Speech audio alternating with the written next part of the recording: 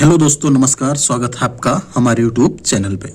दोस्तों, आज मैं आपको बताने जा रहा हूँ बैंकिंग में केसीसी लोन मिलता कैसे है, एलिजिबिलिटी है, किसको लोन मिल सकता है केसीसी का इंटरेस्ट रेट क्या है, इसके बेनिफिट क्या है, फायदे क्या हैं, कौन एलिजिबल नहीं होगा, कौन लॉन्च किया था, कब स्कीम लॉन्च हुई थी, बैंक कब देती है आपको केसीसी और क्रॉप लोन दोनों सेम है या अंतर है, डिफरेंस है, केसीसी की लिमिट कैसे कैलकुलेट की जाती है दोस्तों, और केसीसी हर बैंक में क्या अलग अलग लिमिट होती है कैलकुलेट करने की।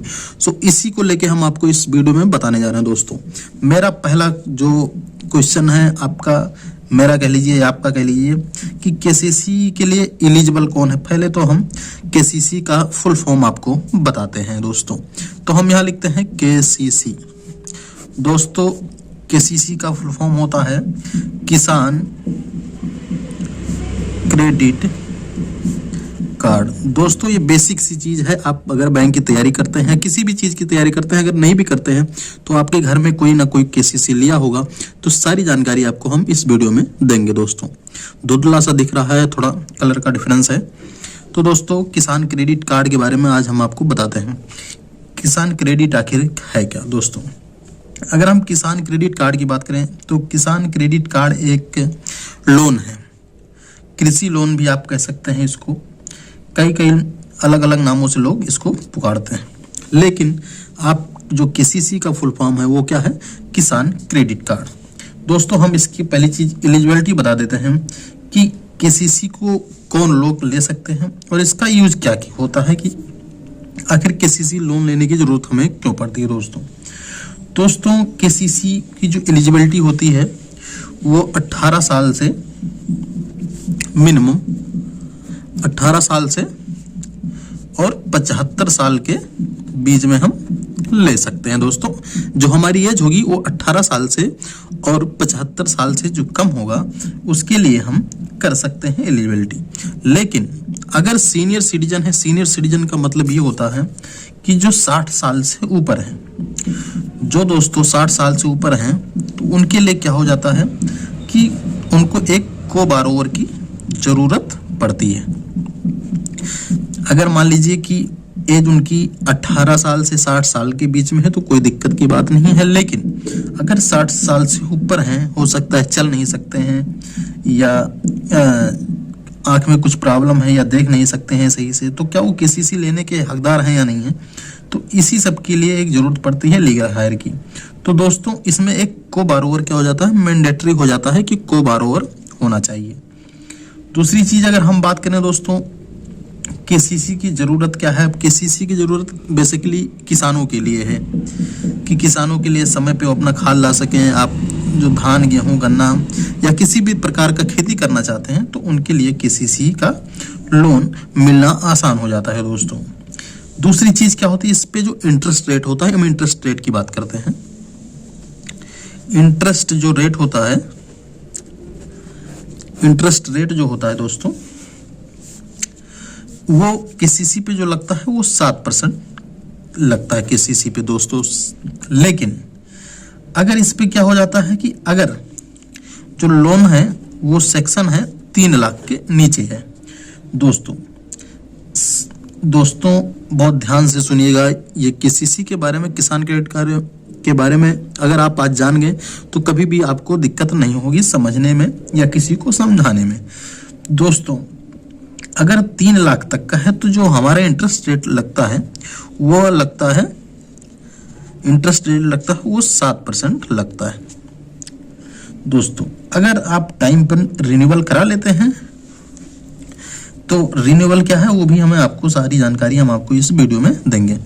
तो आपका इसमें क्या होता है कि 3%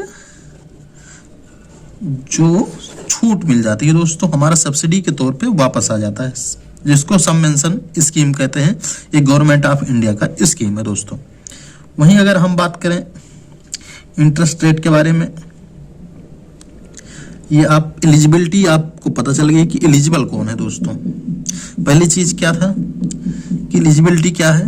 आपको इसकी जानकारी हो गई। दूसरी चीज क्या है दोस्तों, इंटरेस्ट रेट 7% ब्याज लगता है दोस्तों 3 लाख तक। उसके बाद 3% की सब्सिडी आ जाती है। अब इसके बेनिफिट क्या है, हम जरूरत क्या है हमें कि केसीसी हम क्यों कहते हैं, लोग कहते हैं कि केसीसी होल्डर हैं, केसीसी लेने की आखिर हमें क्यों जरूरत पड़ जाए, इसके फायदे क्या है दोस्तों। देखिए, अगर हम बात करें दोस्तों कि केसीसी होल्डर के लिए क्या है कि अगर आपको जरूरत पड़ी, आपको कोई भी फाइनेंशियल प्रॉब्लम हुई, खेती के लिए के दी जाती है कि आज हमारे पास पैसा नहीं है, तो दोस्तों हमारे लिए अच्छी चीज ये हो जाती है कि हमें पैसा मिल जाता है। दूसरी चीज अगर हम बात करें दोस्तों, कौन एलिजिबल नहीं है, कौन लोन नहीं ले सकता है केसीसी का, केसीसी का लोन कौन नहीं ले सकता है दोस्तों। 18 साल से जिसकी एज कम होगी केसीसी उसको नहीं मिलेगा दोस्तों। जिसकी एज 75 साल से ऊपर है उसके लिए केसीसी नहीं है दोस्तों। तो ये आपके केसीसी का जो एलिजिबिलिटी है वो 18 साल से नीचे नहीं होना चाहिए, 18 साल से ऊपर होना चाहिए और 75 साल से कम होना चाहिए, ये केसीसी का। अब केसीसी मैं आपको बताता हूँ केसीसी को लॉन्च किसने किया। लॉन्च दोस्तों किसने किया, केसीसी को लॉन्च किसने किया। केसीसी को दोस्तों अगर हम बात करें तो ये जो नाबार्ड की स्कीम है केसीसी, इसको सबसे पहले इंडियन बैंक ने इसको इंट्रोड्यूस किया था 1998 में,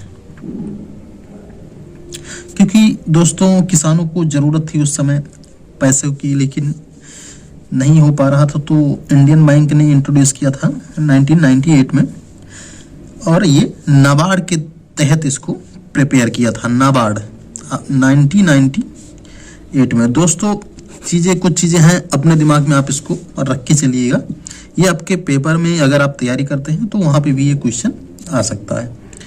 तो दोस्तों केसीसी का तो आप समझ गए। अब कौन सा बैंक केसीसी आपको दे सकता है, केसीसी आपको कौन सा बैंक देता है, सवाल ये है। क्या भारत में जितने बैंक हैं सारे केसीसी कर सकते हैं, या जो प्राइवेट सेक्टर के हैं वो भी केसीसी कर सकते हैं, जो नेशनलाइज हैं वो भी केसीसी कर सकते हैं। तो दोस्तों और क्या इंटरेस्ट रेट क्या है, वो बराबर है या कम है या ज़्यादा है। दोस्तों इस पे हम बात करते हैं कि क्या हर बैंक का जो केसीसी का इंटरेस्ट रेट होता है क्या वो बराबर होता है या अलग अलग होता है। दोस्तों हम आपसे बात करें कि केसीसी का जो इंटरेस्ट रेट होता है हर जगह अलग अलग होता है दोस्तों। हर जगह मैक्सिमम मिनिमम सबवेंशन मिला के, छूट मिला के नियर अबाउट सबका सेम ही पड़ता है।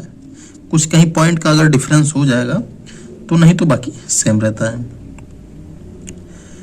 दोस्तों दूसरी चीज क्या होती है, केसीसी वैलिड कितने साल तक के लिए। दोस्तों ये क्वेश्चन बहुत ध्यान से देखिएगा।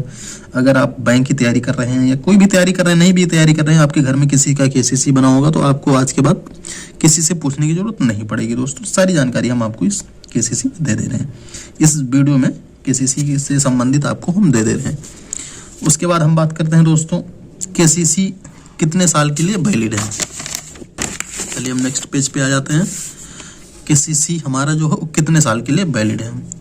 तो केसीसी दोस्तों 5 साल के लिए वैलिड होता है, 5 ईयर के लिए वैलिड होता है। वो भी मैं बताऊंगा कि अगर 5 साल से ऊपर हो गया, आपने पैसा नहीं जमा किया तो क्या करना पड़ेगा। ये सारी भी चीजें हमको इस वीडियो में देंगे। दोस्तों क्या होता है कि जो केसीसी होल्डर होते हैं दोस्तों, ये 5 साल की इनकी लिमिट होती है। इसकी लिमिट भी कैसे कैलकुलेट होगी वो भी मैं आपको बताऊंगा। 5 साल की इनकी जो लिमिट होती है, उनकी 5 साल की लिमिट होती है दोस्तों। पहला साल, दूसरा साल, तीसरा साल, चौथा साल और 5वां साल। ये 5 साल की लिमिट होगी दोस्तों। मान लीजिए कि पहला साल आपका बना 40,000 रुपये, 1 लाख मान लेते हैं सीधा सीधा कि पहले साल की लिमिट आपकी 1 लाख बनी। उसमें फिर अगले साल क्या हो जाएगा, 1,10,000। तो ये दोस्तों जो है 10% फिर दूसरे साल से इस पे 10% लगेगा, तीसरे साल फिर इस पे 10% लगेगा, फिर चौथे साल 10% लगेगा और 5वें साल 10% लगेगा आपको। टोटल आपका 1 2 3 4, ये टोटल आपका 4 बार लगता है दोस्तों। 10% हर 5वें साल के लिमिट तक जाएगी। जो आपकी लिमिट मान लीजिए कि 1,50,000 आ गई, तो ये जो आपकी फाइनल लिमिट है ये आपको 5वें साल में मिलेगा दोस्तों। पहले साल में आपको पहली लिमिट मिलेगी। इस चीज़ को ध्यान रखिए। कई लोगों को कन्फ्यूजन हो जाता है कि सर मेरा तो 1.5 लाख का बना था, आपने 1 लाख क्यों दिया। तो हर साल पर ईयर 10% आप बढ़ता रहेगा, लेकिन आपको ये अमाउंट जो होगा हर साल आपको जमा करना पड़ेगा, तब आपकी 10% आपकी लिमिट जो होगी वो बढ़ती चली जाएगी आपको दोस्तों।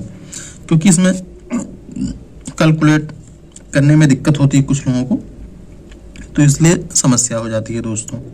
ये भी मैं बताऊंगा आपको दोस्तों कि एनपीए कब होगा खाता, अगर आप नहीं जमा कर पाते हैं तो क्या होता है आपके खाते में, तो सारी जानकारी हम आपको इस वीडियो में देंगे दोस्तों।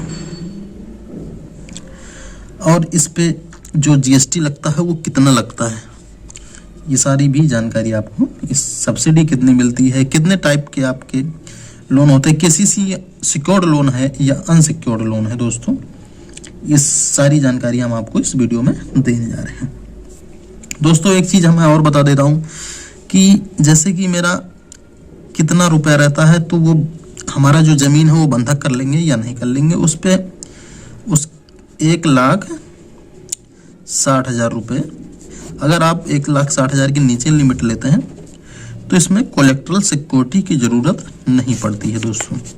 सिक्योरिटी, कोलेक्ट्रल सिक्योरिटी का मतलब है कि आपका बंधक नहीं होता है दोस्तों। इसमें 1,60,000 तक उसमें ज़रूरत नहीं पड़ती है। आप ऐसी नॉर्मल केसीसी आप ले सकते हैं। तो दोस्तों आपको इतनी जानकारी हो गया। इन केस क्या होगा कि और जो इंटरेस्ट रेट है दोस्तों केसीसी का, यह क्या घटता बढ़ता रहता है जी। अगर आप टाइम से नहीं जमा करेंगे, रिन्यूएबल नहीं कराएंगे, तो उस पे इंटरेस्ट रेट बढ़ जाएगा दोस्तों। आपका खाता एनपीए में चला गया तब भी आपका इंटरेस्ट रेट बढ़ जाएगा। इंटरेस्ट रेट उतना नहीं लगेगा दोस्तों, इसीलिए टाइम पर रिन्यूएबल कराना बहुत ज़रूरी होता है दोस्तों। और उस पर अगर आपने टाइम पीरियड हर साल रिन्यूएबल टाइम से करा लिया तो इसमें आपका 3% सब्सिडी आ जाती है दोस्तों। तो ये चीज़ें हमारी सारी सब कुछ ध्यान में रखिएगा। कोई भी क्वेश्चन होगा कमेंट में बताइएगा, आपको सारे सोल्यूशन मैं आपको इस कमेंट में दे दूंगा, या आपको हम नंबर दे दूंगा, व्हाट्सअप नंबर, आप उस पर संपर्क कर सकते हैं दोस्तों। टेलीग्राम पे मैं अवेलेबल हूँ, तो उस पर भी आप सर्च करके जानकारी ले सकते हैं। तो केसीसी से संबंधित आप खैर बहुत कुछ जान गए होंगे। अगर आपका जितना मैंने बताया आप उसमें से अगर 50% भी जान लीजिए तो आपने केसीसी लोन का बहुत कुछ जानकारी आपको कमेंट में बताइए। मैं केसीसी गोल्ड भी इसमें होता है वो भी जानकारी मैं दूंगा कि केसीसी लोन किसको मिलता है, केसीसी गोल्ड किसको नहीं मिलता है दोस्तों। क्योंकि कई लोग की शिकायतें रहती हैं कि बैंक में कि सर मैं रोज़ रोज़ आता हूँ, मुझे गोल्डन लोन नहीं मिलता है। तो मैं बता दूं कि दोस्तों केसीसी गोल्ड लोन के बारे में आप कमेंट बताएंगे, हम आपको बता देंगे कि केसीसी गोल्ड होता क्या है दोस्तों। तो इसी के साथ दोस्तों अगर कोई क्वेश्चन रह गया, हाँ मैं एक चीज़ और बताना भूल गया कि अगर आपका केसीसी सपोज दैट की पार्टी मर गई, मान लीजिए जिसके नाम से लोन था तो वो पार्टी एक्सपायर हो गई, तो फिर उसके लोन का क्या होगा। तो दोस्तों उसके लोन को ले टेंशन नहीं लेगी, बिल्कुल भी ज़रूरत नहीं है दोस्तों। केसीसी अगर है, मान लीजिए केसीसी होल्डर है जिसके नाम से केसीसी वो एक्सपायर हो गए हैं, तो कोई टेंशन की बात नहीं है। अगर ये खाता एनपीए में जाता है तो आप इसको बंद करवा सकते हैं, उनके घर वाले परिवार वाले आप उनको ओटीएस में करा के बंद कर सकते हैं कि एक मुश्त में हमने जमा कर दिया इतना पैसा, कुछ उस पर छूट मिल जाता है। जितना भी वो हर बैंक का अलग अलग होता है। तो अब जितने साल का है एनपीए है, किस में है, तो ये सब सारी चीज़ उसमें कैटेगराइज होती हैं। तो वो आप कर सकते हैं दोस्तों, आप उसको बंद करवा सकते हैं। परेशान होने की बिल्कुल भी ज़रूरत नहीं है।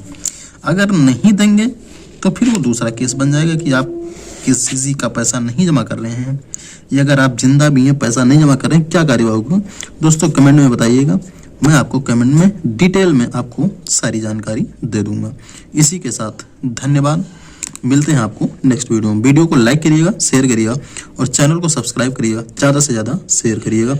आपके पास जानकारी हो गई, किसी और के पास भी जानकारी को शेयर कर दीजिएगा।